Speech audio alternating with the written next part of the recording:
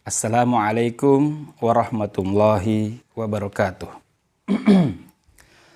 Alhamdulillah, alhamdulillahi rabbil alamin, wassalatu wassalamu ala rasulillah, wala hawla wala quwata illa billah.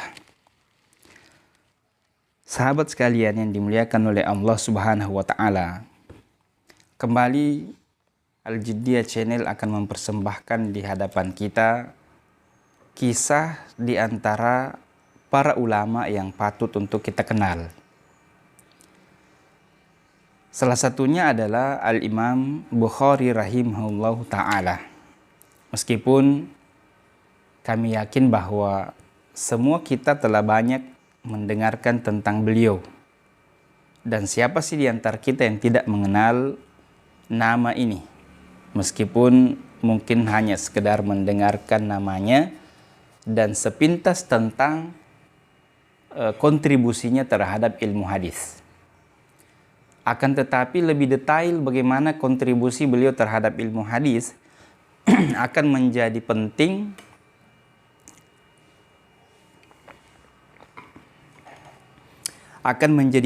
dan akan menarik ketika kita lebih dalami, terlebih lagi buat para penuntut ilmu. Maka Al-Jiddiyah Channel akan mengetengahkan di hadapan kita bagaimana Abu Anas Majid Al-Bankani mengutip dalam kitabnya Rihlatul Ulama fi Thalabil Ilmi tentang Al-Imam Bukhari rahimahullahu ta'ala beserta dengan kontribusinya terhadap ilmu hadis. Pertama, sahabat sekalian, nama beliau adalah Muhammad bin Ismail Al-Bukhari, seorang imam, ya. Ini secara singkat ya tentang nasab beliau ya. Muhammad bin Ismail Al-Bukhari, ya, seorang imam pengarang kitab Sahih, yaitu Sahih Al-Bukhari, ya. Dikenal kemudian disandarkan kemudian menjadi Sahih Al-Bukhari. Dia adalah, nah ini dia, Abu Abdillah Muhammad bin Ismail bin Ibrahim bin Mughirah bin Bardizbah. Ya, begitulah yang disebutkan oleh Abu Nasr bin Makulah. Dia ini, ya, Al-Imam Bukhari berasal dari Al-Bukhariyah. Ya, Al-Bukhariyah. Yang di dalam bahasa Arab berarti pertanian. Ya.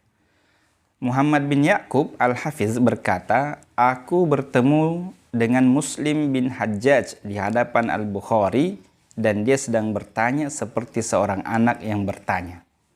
Jadi di sini penulis kitab ini sudah mulai menjelaskan bagaimana kontribusi Al-Imam Bukhari ketika mengajari seseorang, ya, sehingga orang itu betul-betul belajar kepadanya seakan-akan layaknya seorang anak kepada seorang ayah.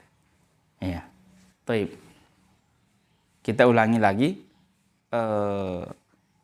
Muhammad bin Ya'qub Al-Hafiz berkata, aku bertemu dengan Muslim bin Hajjaj. Nah, ini Al-Imam Muslim, ya, adalah murid dari Al-Bukhari yang kemudian kita kenal dengan Sahibus Sahih,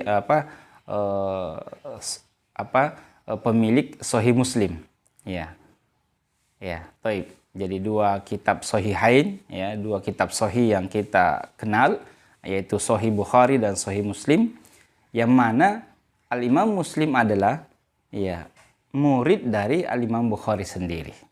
Nah, bagaimana ketika Al-Imam Muslim ini belajar di hadapan Al-Imam Bukhari? Kata beliau ini tadi, Muhammad bin Ya'qub mengatakan, aku bertemu dengan Muslim bin Hajjaj di hadapan Al-Bukhari dan dia sedang bertanya seperti seorang anak yang bertanya kepada seorang guru. Ya. Baik, kami meriwayatkan dari Imam Muslim bin Hajjaj bahwasanya dia berkata kepada Al-Bukhari, tidak ada seorang pun yang marah kepada Anda kecuali orang yang dengki untuk bersaksi bahwa tiada ada orang di dunia ini seperti Anda. Iya. Al-Hakim Abu Abdillah meriwayatkan dalam kitabnya Tarikh Naisabur dengan sanad darinya dari Ahmad bin Hamdun. Dia berkata, Muslim bin Al-Hajjaj datang menemui Al-Bukhari dan mencium keningnya serta berkata, biarkan aku mencium kedua kaki Anda, wahai guru besar, penghulunya para ahli hadis dan dokter yang mengobati hadis dari penyakitnya. Ya, ini lagi-lagi pujian Al-Imam Muslim kepada Al-Imam Bukhari. Ya, di mana dia mau mencium kening Al-Bukhari, ya, gurunya Al-Imam Bukhari, bahkan rela mau mencium kaki daripada gurunya. Lebih lanjut, sahabat sekalian, kita lihat bagaimana pernyataan Al-Imam Nawawi. Ya, beliau berkata, kami meriwayatkan dari Khatib Al-Baghdadi rahimahullahu ta'ala, dia berkata, Al-Bukhari rahimahullah pergi menemui para ahli hadis yang ada di penjuru dunia. Dia belajar ke Khurasan, pegunungan, kota-kota di sekitar Irak seluruhnya, Hijaz, Syam, Mesir, dan dia datang ke Irak beberapa kali. Kami juga meriwayatkan dari berbagai jalan dari Ja'far bin Muhammad Al-Qurtun. Dia berkata, aku mendengar Al-Bukhari berkata, aku belajar kepada 1000 guru. Subhanallah, 1000 guru dari kalangan ulama, bahkan lebih. Aku tidak mempunyai satu hadis pun kecuali kusebutkan sanadnya. Subhanallah, ya pemirsa sekalian, betapa Al-Imam Bukhari kontribusinya dalam ilmu hadis ini tidak serta-merta begitu saja, tetapi ternyata beliau dapatkan semua itu karena telah berguru dengan banyak guru. Bahkan disebutkan, beliau menyebutkan telah berguru kepada 1000 orang guru, bahkan lebih. Ya. Baik. Adapun orang-orang yang belajar kepada Al-Bukhari sangat banyak. Ya. Jadi kalau Al-Bukhari belajar kepada banyak orang, maka orang yang berguru juga kepada beliau juga banyak. Nah. Ya. Sulit untuk mengiranya. Jadi tak terhitung lagi dan lebih dikenal untuk diungkapkan, ya. Nah, saya ulangi, dan sulit untuk mengiranya dan lebih dikenal untuk diungkapkan. Diriwayatkan dari Al-Firabi, ya, Al-Firabri, ya. Dia berkata, yang belajar kitab Sahih dari Al-Bukhari sekitar 70.000 orang. Iya. Ini ada satu versi yang mengatakan yang belajar kitab Sahih Al-Bukhari sekitar 70.000 orang. Dan tidak ada seorang pun yang meriwayatkannya selain darinya. Iya. Adapun yang meriwayatkan darinya banyak lagi selain dari mereka tersebut. Disebutkan bahwa yang hadir di majelisnya dan belajar kepadanya lebih dari 20.000 orang. Ya, yang hadir, ya. Hanya di sini tidak disebutkan apakah yang hadir pada waktu itu dalam satu majelis atau akumulasi dari total orang yang pernah hadir, ya, berguru kepada dalam majelis beliau. Ya. Taib. Nah, kami meriwayatkan dari berbagai jalan dari Al-Bukhari rahimahullahu ta'ala. Dia berkata, aku mengarang kitab As-Sahih selama 10 tahun. Dan aku mengeluarkan padanya 600.000 hadis. Dan aku menjadikannya sebagai hujjah antara aku dan Allah. Ya, berapa lama pemirsa sekalian? 10 tahun. Ini waktu yang tentu tidak singkat. Ya. Tapi bagaimana khidmat beliau, kontribusi beliau sehingga melahirkan kitab As-Sahih ini ternyata menempuh waktu yang tidak singkat, yaitu 10 tahun. Kami meriwayatkan darinya, ya, perkataannya, aku melihat Nabi SAW dalam mimpi dan aku berdiri di hadapannya dan di tanganku ada sebuah kipas yang kugunakan untuk mengipas dia. Aku bertanya kepada sebagian ahli takwil mimpi tentang takwil mimpiku tersebut. Mereka berkata, Anda menjaganya dari kebohongan. Dan inilah yang memicuku untuk mengeluarkan kitab As-Sahih. Ya, jadi Al-Imam Bukhari ini pernah bermimpi bertemu dengan Rasulullah Sallallahu Alaihi Wasallam. Ya, dan oleh para penakwil mimpi bahwasanya itu bermakna bahwa Anda menjaganya dari kebohongan. Ini dikaitkan dengan kemudian kontribusi beliau terhadap ilmu hadis. Taib, diriwayatkan Al-Hakim Abu Abdillah dari Abu Amr Ismail dari Abu Abdillah Muhammad bin Ali, dia berkata, aku mendengar Al-Bukhari berkata, aku menetap di Basrah selama 5 tahun. Aku selalu membawa buku, aku mengarang dan pergi menunaikan ibadah haji setiap tahun. Lalu kembali dari Mekah ke Basrah, aku mengharapkan agar Allah Ta'ala memberkati kaum muslimin dari karangan-karangan ini. Telah sampai kepadaku dari Syekh Abu Zaid Al-Marwazi, dari kalangan sahabat kami. Dia berkata, di antara orang yang paling bagus dalam meriwayatkan Sahih Bukhari dari Al-Firabri, dia berkata, aku melihat Nabi Sallallahu Alaihi Wasallam dalam mimpi. Dia bersabda kepadaku, sampai kapan kamu belajar fikih dan tidak mempelajari kitabku? Ya. Kemudian lebih lanjut dia mengatakan, aku bertanya, ya, aku bertanya, apa kitab Anda wahai Rasulullah? Dia menjawab, Jami' Muhammad bin Ismail Al-Bukhari, atau seperti yang ia katakan. Ya. Jadi lagi-lagi ada orang yang pernah bermimpi, ya, bertemu dengan Rasulullah Sallallahu Alaihi Wasallam, dan dalam mimpi itu ternyata Rasulullah berpesan untuk membaca kitab, yaitu kitab tulisan Al-Imam Bukhari. Kami meriwayatkan darinya, aku tidak memasukkan dalam kitab Al-Jami' kecuali yang sahih. Dan ada sebahagian riwayat yang sahih lainnya agar tidak terlalu panjang. Ya. Kami meriwayatkan dari Al-Firabri, dia berkata, Al-Bukhari berkata, aku tidak meletakkan satu hadis pun dalam kitab As-Sahih kecuali aku mandi terlebih dahulu dan sholat 2 rakaat. Ya, jadi pemirsa sekalian, ya sahabat YouTube yang dimuliakan oleh Allah Subhanahu wa taala, Al-Imam Bukhari tidaklah semudah itu menuliskan hadis dalam kitabnya. Beliau tidaklah semudah itu mencantumkan, ya, tidak sekedar menulis, ya, tidak semudah kita menulis-nulis. Ya, tetapi beliau sebelum menuliskan, mencantumkan satu hadis dalam kitab As-Sahihnya. Ya, kitab Sahihnya ini beliau terlebih dahulu salat 2 rakaat. Ya.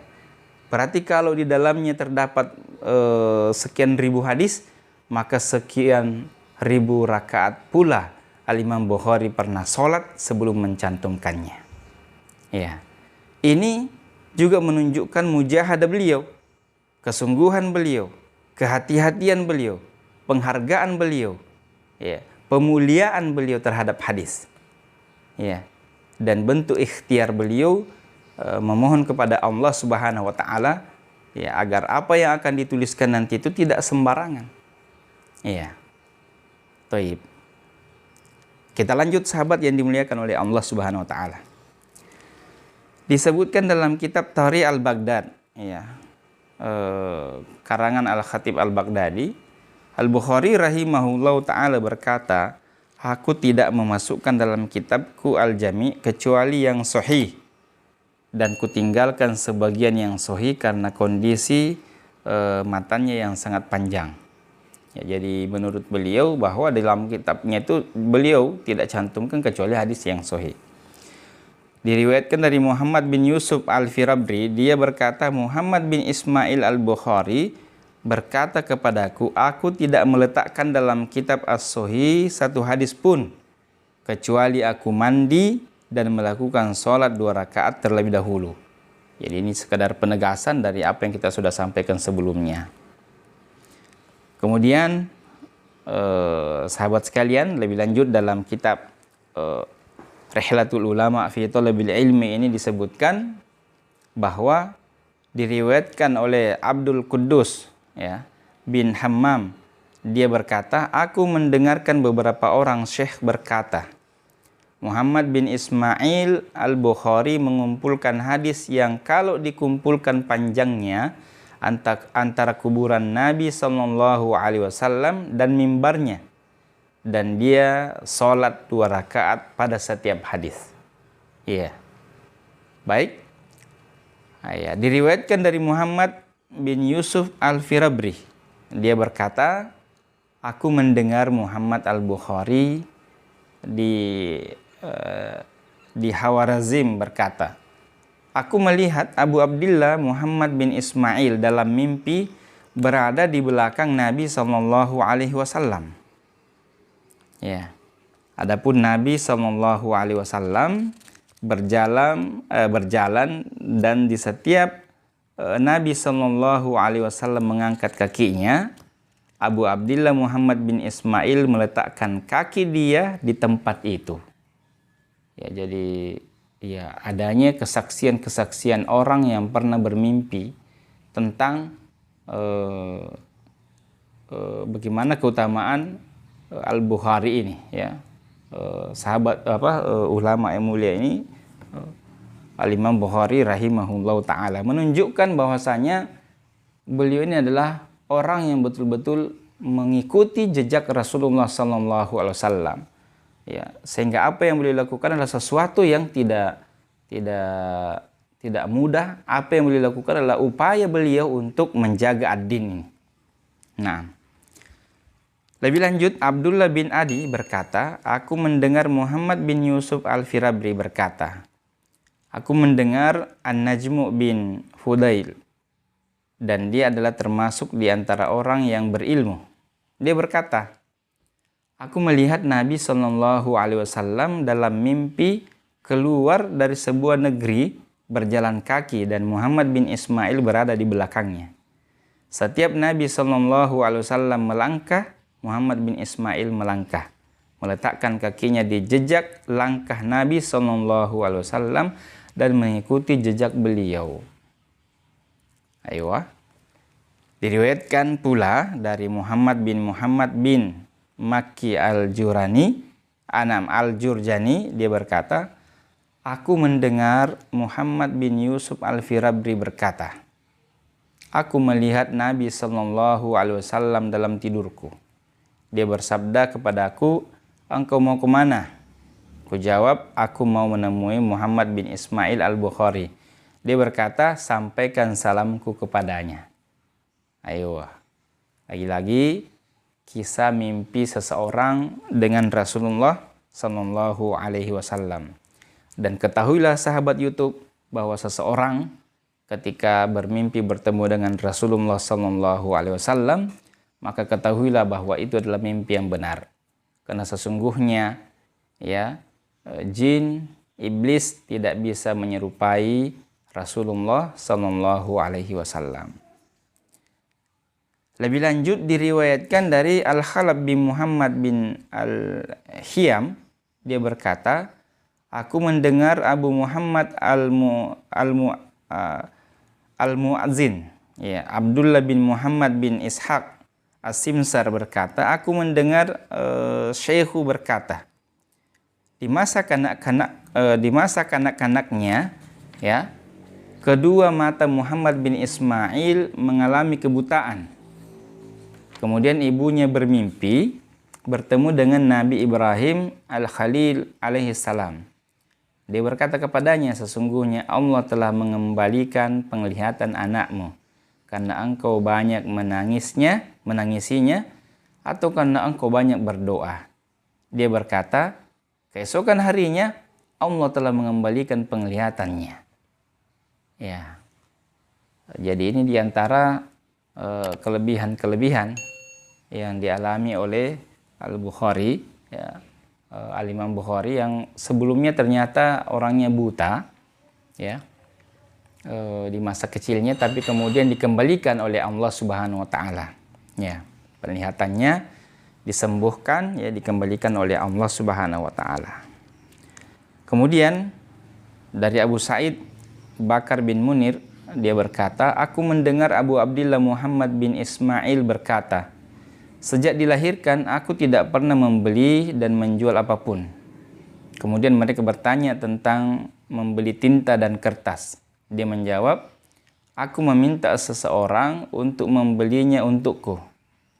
Abu Sa'id Bakar bin Munir berkata, suatu ketika seseorang menyodorkan kepada Muhammad bin Ismail suatu barang yang diberikan oleh seseorang.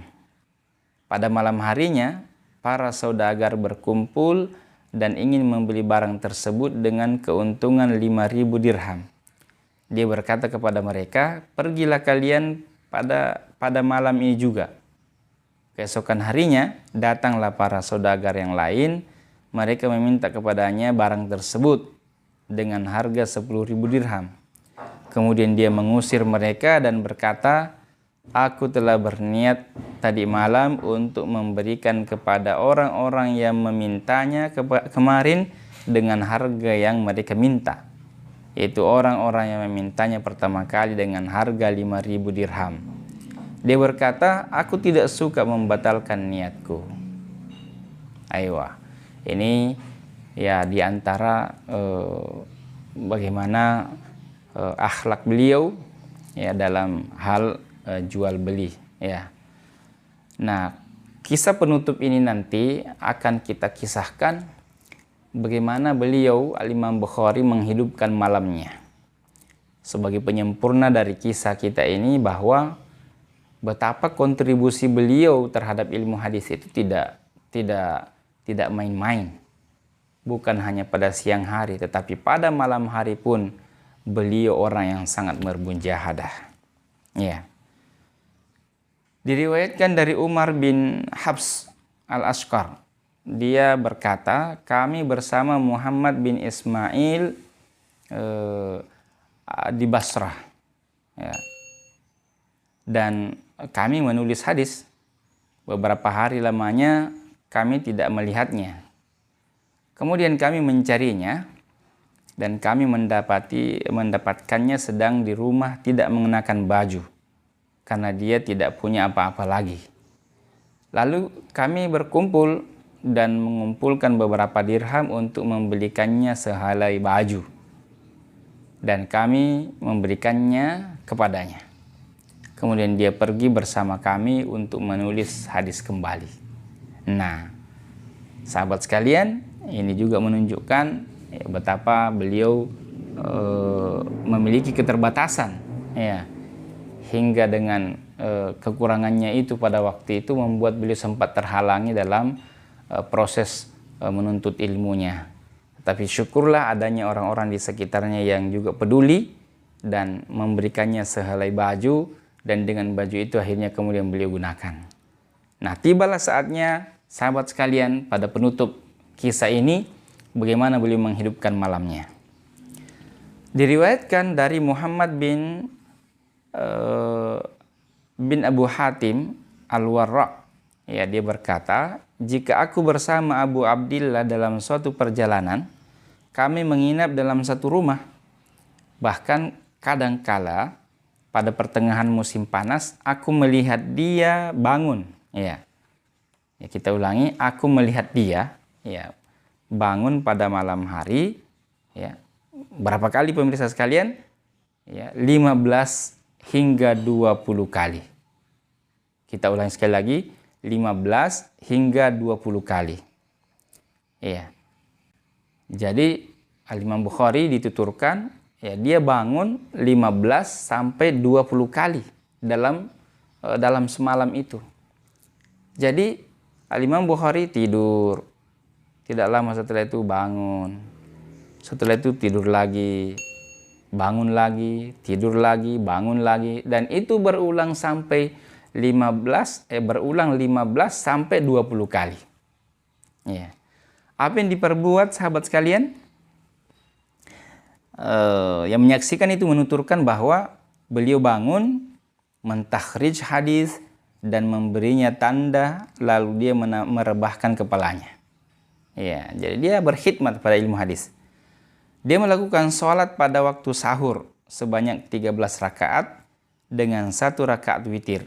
Dia tidak membangunkan setiap dia bangun tersebut. 6. Dia tidak membangunkanku setiap dia bangun tersebut. Maka aku berkata kepadanya, Anda melakukan ini semua dan tidak membangunkanku. Dia berkata, kamu masih muda dan aku tidak ingin mengganggu tidurmu. Aywa. Tentu sahabat sekalian, ya, ini kemudian diketahui oleh kita karena dituturkan oleh orang di sekitarnya, orang yang menyaksikannya.